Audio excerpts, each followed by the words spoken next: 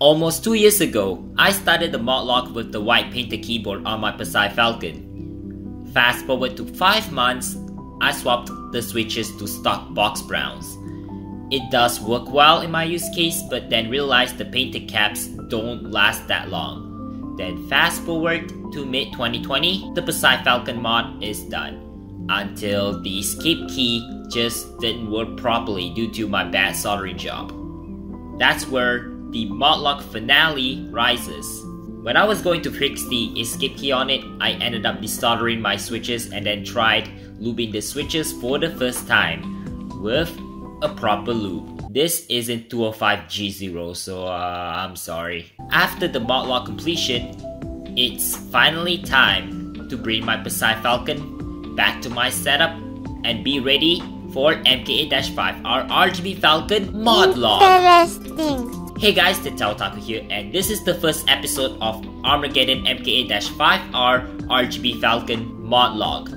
This includes lubing the switches I got, which I already mentioned it earlier in the review as a spoiler. And this also includes the tedious process of desoldering the stock switches. Oh no. Yappe. Oh no. I don't know why I reacted like that, but you know the drill. If you missed the Psychfalcon modlog number 4, I tried to fix my RGB Falcon by replacing the switches on the H key to the other one that I have, which ended up being worse. What's even worse than that? I plugged it in and it just spammed random letters, which could be my keyboard freaking out after soldering. Reason why is that I pulled the pads from the sides. I even attempted to fully fix it and none of that solved it. More unfortunate is that I destroyed the pads on the H key and the H key columns stopped working, so yeah, very infuriating. This is why you should get very proper soldering equipment, folks. Yeah, I should have bought the soldering gun. Oh my god. Anyway, back to that. In midnight, I decided to painfully open 87 of the Gateron Yellow switches with tweezers because I didn't buy the switch opener tool. My life. The next day, I realized that I opened 77 out of 87 switches to lube, so I had to open 10 more the next morning and then begin the lubing session in the afternoon. I had to use bag instead of bowl for switch part organization, but still, organizing switch parts is important so you don't lose the parts you need. If you don't organize it and ended up losing one part, there goes couple of cents per switch. Or more yikes thing, $1 redo per switch. On to switch lubing. If you haven't lubed the switches before, I suggest you to watch the tutorials on YouTube. And as for the lube selection, I recommend the Crytox 203G0 as it is more forgiving than 205G0. If you're asking me to make a switch lubing tutorial, well, okay, no. I'm not gonna make a tutorial on how to lube the switches because, you know, I'm not a Mac expert. But I have a great guide by TheTechOtaku, so you can check it out on the card on the top right if you want to loop your cherry style switches for yourself. This is such a tedious process which took me approximately 4 hours to loop, but I should have followed his words since I looped them inconsistently on some. The key to lubing is less is more. Since this is a cheap board, over lubing is a non-issue till I had to do some lubing quality check before I had to make some adjustments. Because I may have underlooped on some since I can feel the slight scratchiness.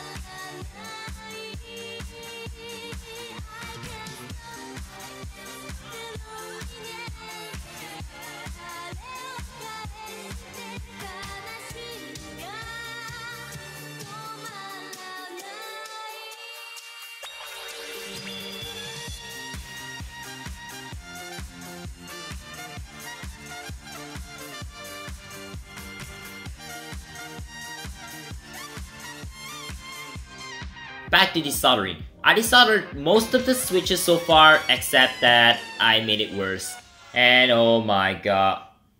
Another column bites the dust. And apparently I ran into an issue with the solder sucker tool and I apparently broke it. I kind of fixed the solder sucker tool with the plumber's tape and that kind of do the job until the seal broke off from the plunger. I ended up throwing it out and had to get a new one to resume the project.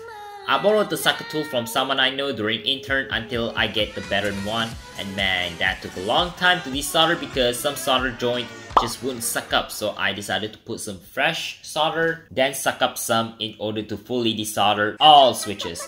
You know what's huge bummer? I already ripped the pads on some joints, which is yikes. I could fix the trace on the other side, but this is what I have done during the soldering process. Pretty ugly, but definitely doable as long as it works. And finally, after troublesome minutes, I finally got all switches desoldered. At last!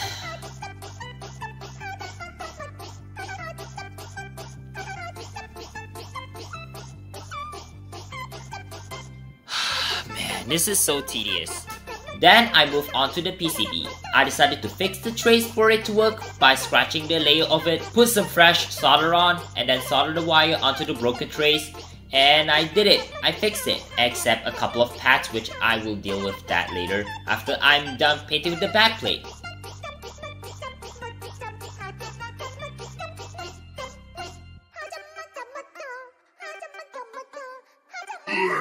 Before I'm done with that painful task of desoldering switches, the USB-C breakout board has arrived, and I bought two because I will be doing a detachable mod for my Psychfalcon. If you haven't watched the 4th mod log, you can watch it on the card on the top right or in the description.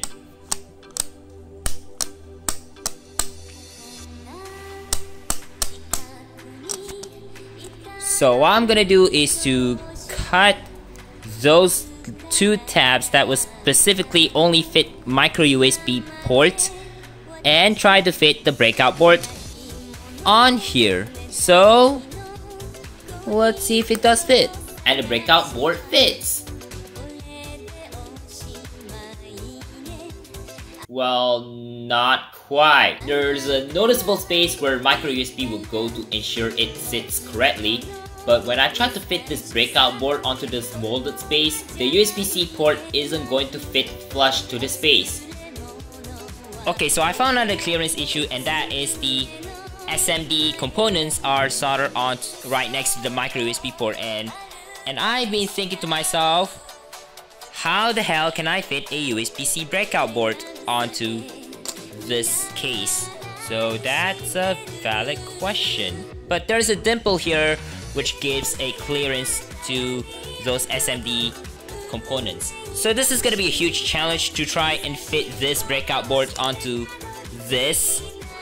Technically, I could, but probably. I was going to trim the deep space where the port would go, but I thought of myself, well, if this ain't fit, I will probably make a different case.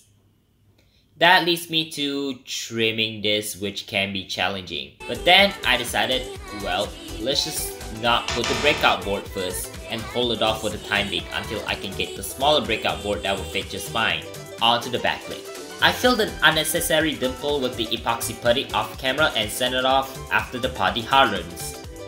During the sanding process, I sand off the logo first and then the rest because you guessed it, it's tedious with all of those cutouts for key switches to fit in.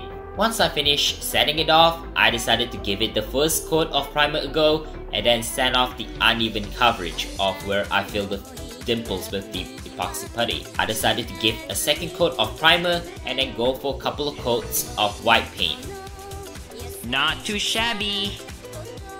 Now, time for the white paint. First coat has been applied, but there's some noticeable imperfection right there, or some kind of. Then I decided to finish it off with a couple of clear coats. Would you look at that?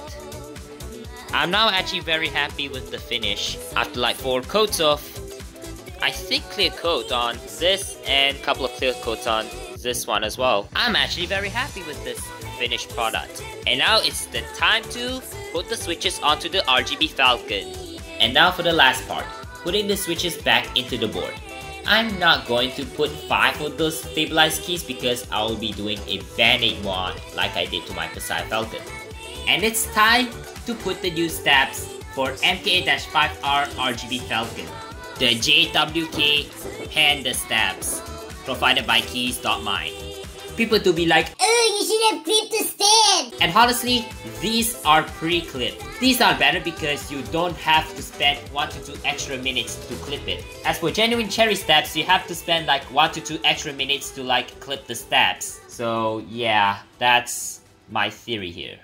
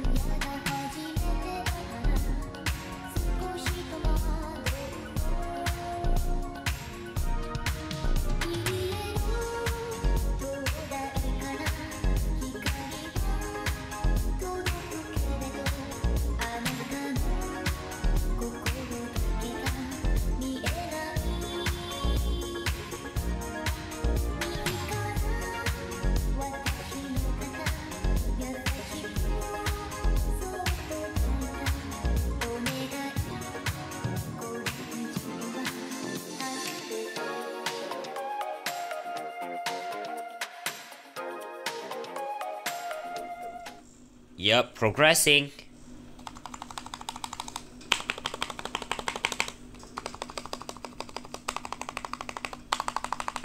Ah yeah, sounds like a polycarbonate custom build keyboard, yeah. Once I'm done with it, I soldered the switches the next day and oh god, the kid, which happens to be my nephew, is getting in my way. Jeebus. And now, we're done soldering all switches on this. I tested it out which the PCB worked and I didn't realize the Windows key was disabled, hence why I thought that the trace for Windows key broke off. After messing around with lighting effect, I hit Windows key again and it did work. Why me? After checking the keys were working, I decided to put it back together for now until I can find the smaller breakout board which should fit in this. Oh man. One thing that makes me feel more dumber than ever is that I accidentally touched the backplate with the solder tip and it already got cosmetic damage. Man. And another damage that I've done is when I tried to fix the trace for the A key as well. And that is way more damage than what it was on the Windows key. Otherwise, time to put it back together and call it a day.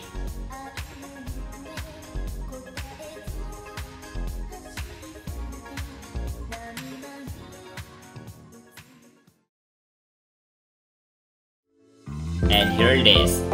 This is the prototype look of it.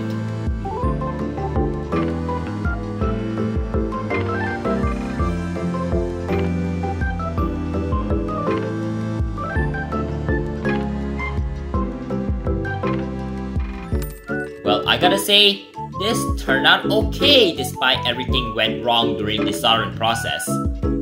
Anyway, the PCB survived after repairing some traces, so yeah, it isn't a huge concern. Anyway, with everything working, here is a typing test.